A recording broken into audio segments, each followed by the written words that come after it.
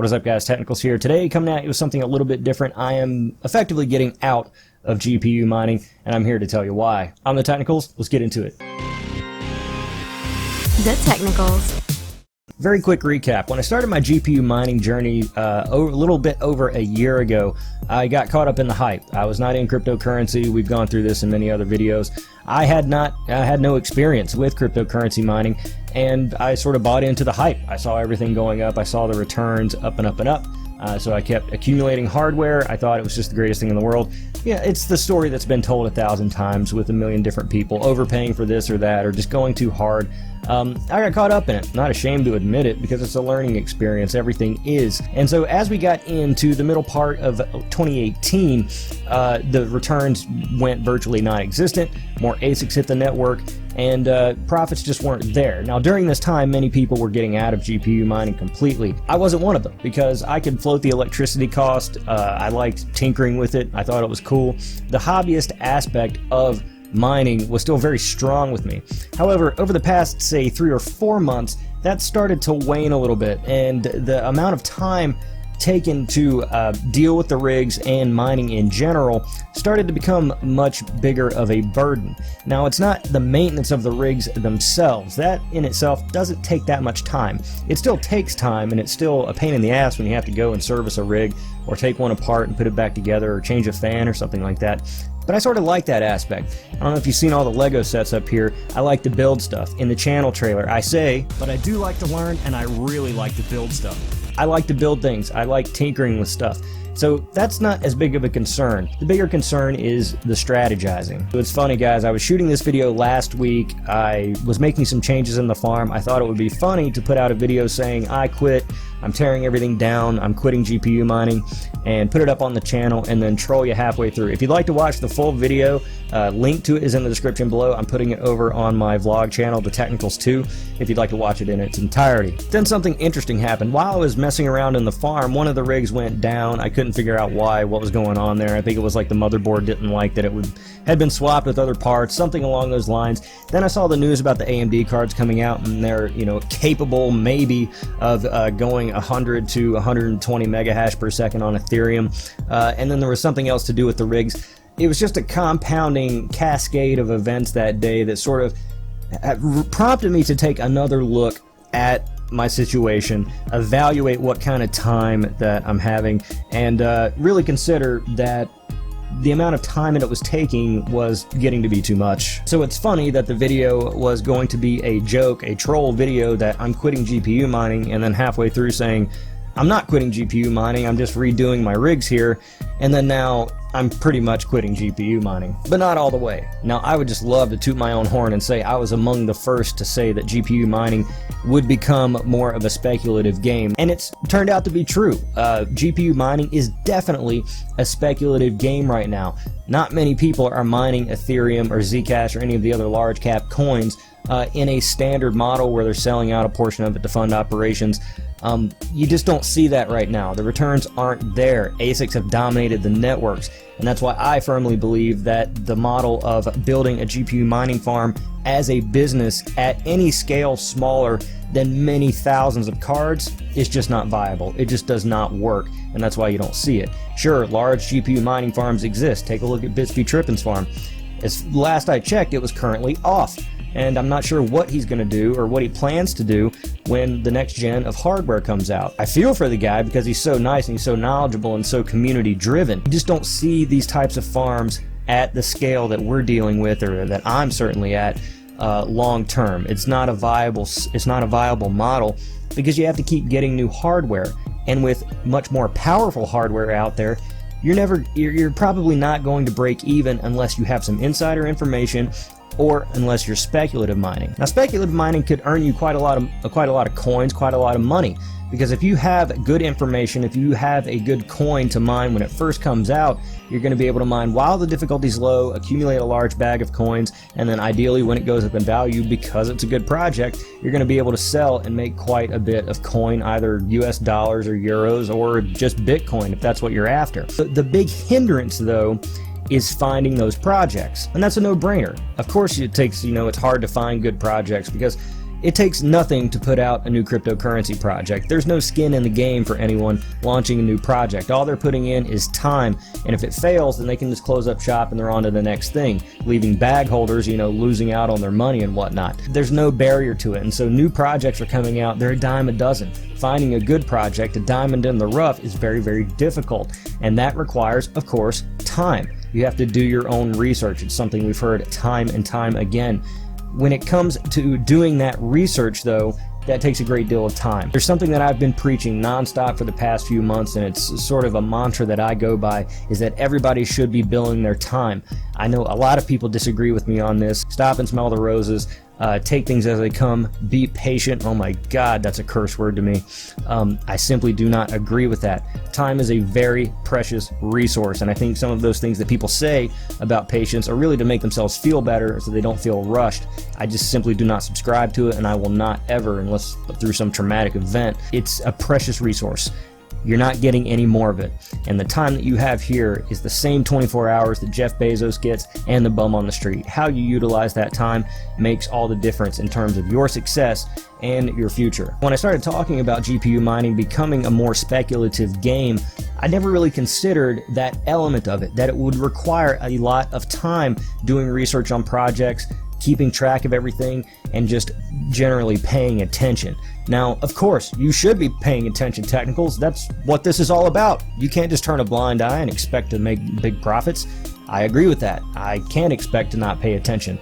Another thing you cannot expect is anyone to tell you about these projects as they come up, because everyone's looking for that insider advantage. This was something that I just did not absorb when we started saying that GPU mining was going to be more speculative. And now it's very, very clear. Now that GPU mining is widely accepted to be a more speculative game, the amount of time that goes hand in hand with what to mine for those gains, it's just become too much of a burden. Let me ask you a question. Would you walk an hour across whatever town that you live in for a nickel? You probably wouldn't. A nickel's not very much money, and you wouldn't want to waste an hour walking across town. Would you walk across town for $10,000? Probably I would. Would you walk across town for an hour for $5? 10? 20? There's a number in there for everybody. Depending on what your situation is, there is a number that you would and would not walk across town to get that money, because your time has a value. You could use that time for either business or pleasure or doing something else productive. Maybe because there is value in doing things that give you pleasure. That's why there is value in GPU mining on the hobbyist side of things. If you like tinkering with stuff, if you like chasing those coins, just doing it in your free time, there's a value in there that cannot have a price assigned to it. When I started to look at the amount of time that it would take and that it was taking just to deal with speculative mining, not the maintenance of the rigs, just looking at what coins to mine, staying on top of things, looking at where I should go, overclocking cards, things like that, it started to become very apparent that the perceived gains that I would get were vastly outstripped by what I could be making just working my regular job or just doing something else, making YouTube videos, anything else. The gains just aren't there. Unless you've got insider information or unless you are just a dynamo at finding these brand new great projects that have a lot of upside, then it's going to be very, very difficult for you to speculative mine and make those gains without putting in a lot of time. So is GPU mining dead? No, but CPU mining's not dead either. It's just becoming a game of diminishing returns. New ASICs come out all the time. FPGA development is getting faster. Better FPGAs are coming online. Look at the BlackMiner F1. It's really easy to operate. Sure, it's going to be limited to core-intensive algos for now, but there's no telling what's around the corner. New stuff's coming out, and it all, to me, spells trouble for GPU mining. And that's not to say that GPUs aren't sort of the best in terms of decentralization, accessibility to most people, and flexibility for really all coins. Any new proof of work coin that comes out is going to be tailored to GPU mine, not FPGA, not ASIC, anything like that. They go for GPU miners because there are a lot of us. We have more mouths, we can go out and shill their coin more. I think that is by design. And so there is value still in GPU mining. You just got to be paying attention. But really, for that model to work, your time has to be cheap, or you have to value it as a hobby. If you're doing this sort of as a business, you're trying to structure it as a business, then you're going to have to find an edge. You're going to have to find an advantage. A lot of people talk badly about having an insider information or an advantage over other people, or I've seen comments like that about FPGAs, that because they're not accessible to all people, that they do not represent the spirit of proof of work mining. I think that's a little silly, because GPUs can be up to $1,000, and you're just talking about something that's maybe 2, 3, 4 times as expensive.